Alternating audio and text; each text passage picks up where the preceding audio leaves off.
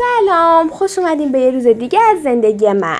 الان ساعت 7 غروبه و من شروع کردم جمع کردن وسایل فردام تو اتاق عمل. از اونجایی که تو اتاق عمل داشتن لاک ممنوعه، منم رفتم که پاکشون کنم. بعدش هم رفتم سراغ پاور ارائه فردام که درستش کنم و تمرین کنم. ساعت 6 صبح از خواب بیدار شدم و راه افتادم به سمت بیمارستان.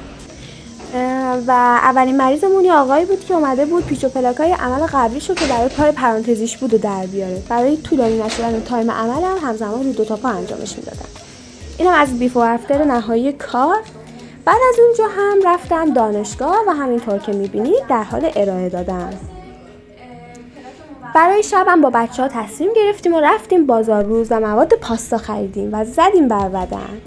برای دیدن ویدیو هم سابسکرایب و لایک و کامنت یادتون نره و مرسی از حمایتتون.